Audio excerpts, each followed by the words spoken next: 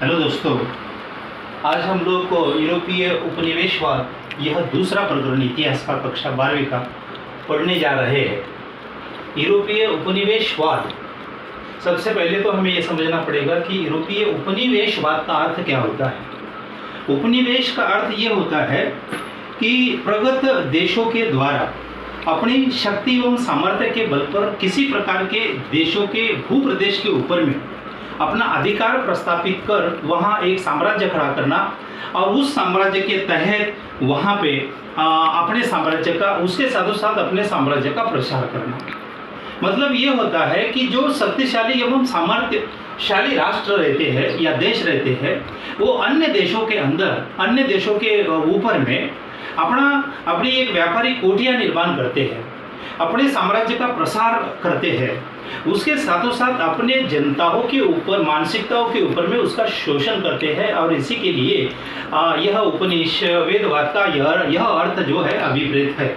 मतलब क्या कि किसी प्रकार के अन्य देशों के अंदर में जाकर के अपनी प्रगति का बलबूते के ऊपर में, अपने सामर्थ्य के जोर के ऊपर में और अपनी सत्ता के ऊपर में, अपनी विद्वत्ता के ऊपर में इतरत्र देशों के ऊपर में या देशों में जाकर के वहाँ अपने व्यापारिक कोठियाँ निर्माण करना। और इसी मतलब शब्द को उपनिवेशवाद कहते हैं। और ऐसे उपनिवेशवाद यह एक साम्राज्यवाद का भी प्रकार माना जाता है। जिस तरह से हम अगर आधुनिक भारत के इतिहास में देखेंगे कि ईस्ट इंडिया कंपनी ने भारत के ऊपर में एक जो उपनिवेश उन्होंने यहाँ पे स्थापित किया और वो कुछ दिन बाद व्यापार करते करते उन्होंने भारत देशों के ऊपर में अपना साम्राज्य निर्माण कर दिया, अपना अधिकार निर्माण कर दिया, अपनी सत्ता जो है वो भारत के अंदर में सत्ता की उन्होंने नींव डाल दी। इसी प्रकार से उन्होंने धीरे धीरे से जैसे इंग्लैंड, फ्रांस, पुर्तगाल, स्पेन, ये देशों ने जो है अमेरिका, ऑस्ट्रेलिया, एशिया, अफ्रीका, इन महाद्वीपों के ऊपर में उन्होंने अपना कब्जा किया और अपना उपनिवेश स्थापित कर दिया। जैसे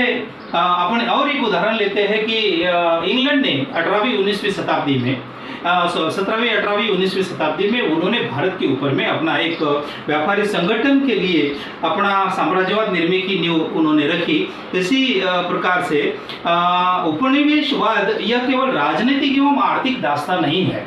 यह उस देश के जनताओं का मानसिक शोषण करना ये भी एक उसका प्रकार माना जाता है या उसकी एक, और वहाँ उस देश के नागरिक जो है उस उपनिवेश निर्माण करने वाले लोगों का एक गुलाम करना, गुलामी उनको स्वीकारने के लिए भाग पाड़ना, यह उसका एक बहुत बड़ा महत्वपूर्ण अर्थ भी माना जाता है। जैसे कि इंग्लैंड ने एक शताब्दी में इतना अत्याधुनिक साम्राज्य निर्माण कर दिया था संपूर्ण विश्व के अंदर में कि उन्हें ऐसा लग रहा था कि हम ऐसे विद्वान हैं, हमारे पास में ऐसी कुछ सामर्थ्य है या शक्ति है, उस शक्ति एवं सामर्थ्य के बलबूते के ऊपर में हम किसी प्रकार के देशों के ऊपर में राज्य करते हैं। ऐसा एक मूर्तिमंत उदाहरण हमें भारत के इतिहास को पढ़ते समय में समझ में आता है। तो इसी प्रकार से उसके साथों साथ और उपनिवेशवाद हम किसे कहेंगे? उपनिवेशवाद मतलब क्या? साहसिक कृत्य निर्माण करना, एक प्रसिद्धि संपादन करना, अज्ञात भूमि प्रदेश की खोज करना, अपने धर्म का प्रसार करना, सोने की खदानों की खोज करना। और विभिन्न कारणों से यूरोपीय लोगों ने संपूर्ण विश्व के ऊपर में अपना पांव रखने की प्रयत्न की, अपनी एक साम्राज्य की नींव रखने का उन्होंने प्रयत्न किया और उस प्रयत्न के अंदर में वो भी पूरी तरह से सफल हुए। और उसी के साथों साथ जो इंग्लैंड में औद्योगिक क्रांति 19वीं शताब्दी में हुई, उसके विपरीत एवं मतलब प्रत्यक्ष रूप से या अप्रत्यक्ष रूप से उसका जो प्रभाव है वो यूरोपीय देशों के ऊपर में बिल्कुल पूरी तरह से पड़ा है, ये इतिहास गवाह है। जैसे इस बात के लिए हम उदाहरण देंगे भारत का ही, तो भारत में भी इसी तरह से हुआ था। जब England east India company Bharat में इंग्लैंड व्यापार करने के लिए आया, व्यापार करने के लिए आया मतलब क्या कि उसके पहले मेरे ख्याल से 1498 में 20 मई 1498 में वास्को द गामा ने पुर्तगाली खलासी था, वहां के शासक ने भारत के तरफ में जल मार्ग की खोज करने का आदेश दिया और उस आदेश को ध्यान में लेकर के वास्को द गामा 20 मई 1498 में भारत के कालिकत प्रांत के ऊपर में पहुंचा। ये उदाहरण के लिए मैं दे रहा हूं। तो वो मतलब 20 मई 1490 में यहाँ 94 में यहाँ आकर पहुंचने के बाद में सबसे पहले उन्होंने कालिकत इस प्रांत प्रांत में अपना कदम रखा। कालीकट में उस समय में मेरे ख्याल से झामोरी नाम का शासक था, और वो झामोरी नामक शासक से ईस्ट इंडिया कंपनी या ब्रिटिश पार्लियामेंट की जो महारानी है एलिजाबेथ, इन्होंने परमिशन के लिए मतलब भारत देश के अंदर में व्यापार करने की अनुमति देना चाहिए, इस प्रकार का एक परम पत्र जो है वो ईस्ट इंडिया कंपनी के कर्मचारियों को दिया। और वहां से उन्होंने अपना बेड़ा जो है वह अपना जो शासन है, अपना जो व्यापारी कोठियां निर्माण करने का जो काम है उन्होंने लगातार शुरू किया, और करीबन करीबन कुछ दिन के बाद में उन्होंने भारत के ऊपर में एक शासन प्रस्तापित कर दिया, जो कि इस देश के ऊपर में इंग्लैंड ने 150 साल राज्य किया है। उपनिवेशवाद का ही एक प्रकार माना जाता है, क्योंकि सबसे पहले अपनी व्यापारी कोठियां निर्माण करना, अपना व्यापार वहां पे खड़ा करना, और वहां खड़ा करने के बाद भारत के लोगों की या एवं जनताओं का एक बौद्धिक चाशनी करना, यह बौद्धिक स्तर दे करके भारत के ऊपर में उन्होंने शासन किया। इसी तरह से ये एक उपनिवेशवाद का भी प्रकार माना जाता है। तो ऐसे कई बड़े देश है कि जिन देशों के ऊपर में उन्होंने अपना आधिपत्य प्रस्थापित किया है, अपना साम्राज्य प्रस्थापित किया है। और दूसरा एक बात कि इस तरह से जो औद्योगिक क्रांति हुई उसमें संपूर्ण देश के ऊपर में उसका प्रभाव हुआ, और उस प्रभाव के साथों साथ अपना उपनिवेश एक साम्राज्यवाद का दृष्टिकोण सामने लेकर के उन्होंने अपना उपनिवेश निर्माण करना शुरू कर दिया। इसमें एशियाई और अफ्रीकी महाद्वीप देशों के ऊपर में अपना प्रभुत्व उन्होंने प्रस्तापित किया। उसके साथों साथ ऐसे में हम उपनिवेशवाद का अर्थ एवं प्रकृति आप लोगों को समझ गए होंगे। उसके साथों साथ उपनिवेशवाद का उदय के कारण क्या है, यह जो उसका शुरुआत हुई है एशिया यूरोप देशों में उपनिवेशवाद यह जब लागू किया गया, उन्होंने अपना साम्राज्य जब खड़ा कर दिया, तो इसका उदय होने का कारण क्या माना जाता है? कारण नंबर एक, उसमें कारण ये माना जाता है कि औद्योगिक क्रांति। जब अभी मैंने आप लोगों को बताया कि औद्योगिक क्रांति जो इंग्लैंड में हुई 19वीं शताब्दी में, उसका विपरीत परिणाम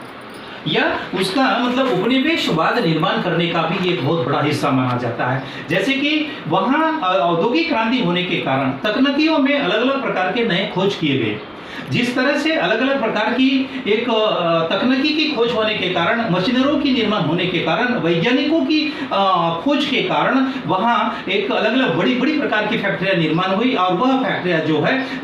माध्यम से हम लोग जो है संपूर्ण देश में कच्चा माल ला करके वह इतरत्र देशों के ऊपर में, अपनी मंडियों के ऊपर, बंदरगाहों के ऊपर में, लक्षद्वीपों के ऊपर में, बाजार पेट में उन्होंने अपना कच्चा माल जो है उसको अपने देश में ले जा करके पक्का करके उसको इसी प्रकार के देशों में उन्होंने अपना मुंह मांगी कीमत में बेचने उन्होंने शुरुआत किया। और इसी का परिणाम हम ये कहेंगे कि औद्योगिक क्रांति जो भी हुई, वैज्ञानिकों ने जो विविध प्रकार के खोज किए, उसका अर्थ ये होता है कि ये औद्योगिक क्रांति यूरोपीय देशों के लिए वो बहुत बड़ी बाजार पेट एवं बंदरगाह निर्माण करने का भी एक तरीका माना जाता है। उसका विपरीत परिणाम भारत देश के ऊपर में भी हुए हैं। भारत देश के अंदर के छोटे बड़े जो लघु उद्योग थे, जो व्यवसाय थे, जो मजदूर वर्ग थे, वो पूरी तरह से बेकार हो गए, पूरी तरह से कंगाल हो गए। और उसका कारण ही ये माना जाता है औद्योगिक क्रांति। यहाँ का हाथ के ऊपर में, चरखा के ऊपर में तैयार किया जाने वाला कपड़ा जो वर्ग तैयार करने वाला था, वह अपने हाथ से 8 दिन में एक उदाहरण देंगे अपन की एक कपड़ा तैयार किया करता था। लेकिन मशीनों के माध्यम से, नई नई तकनीकों के माध्यम से, नए नए प्रयोगों के माध्यम से एक मतलब सेकंड में हजारों मीटर कपड़ा निर्माण करने का एक प्रकार निर्माण किया, और उसी के कारण उसका विपरीत परिणाम भारत देश के ऊपर में हुआ है। तो उसमें से उपनिवेशवाद उदय होने का एक महत्वपूर्ण कारण माना जाता है जो औद्योगिक क्रांति। दूसरा, अतिरिक्त पूंजी का आवश्यकता, मतलब इस उपनिवेशवाद निर्माण करने के लिए या उस विषय का कहीं नींव डालने के लिए, यह वसाहतवाद का एक नींव डालने के लिए, उसको वहां शुरू करने के लिए, साम्राज्यवाद निर्माण करने के लिए अतिरिक्त पूंजी की आवश्यकता थी। मतलब जैसे इंग्लैंड के लोग या यूरोपीय लोग, इन लोगों ने जो है इस देश के ऊपर में अपना एक मतलब अतिरिक्त पूंजी अपने ही वर्गों से निर्माण करके उन्होंने भारत देश के बाजारों में अपना उपनिवेशवाद शुरू किया। और उसका परिणाम ये हुआ कि देश में जो है वो आर्थिक अड़चन निर्माण हुई और उपनिवेशवाद निर्माण हुआ। नंबर 3 कि खनिज भंडारों की निर्मिति। मतलब क्या कि ऐसे यूरोपीय देशों में कई ऐसे देश है कि जहाँ पर बहुत सारी ऐसी अपन बोलेंगे कि खनिज संपत्तियों का भंडार है।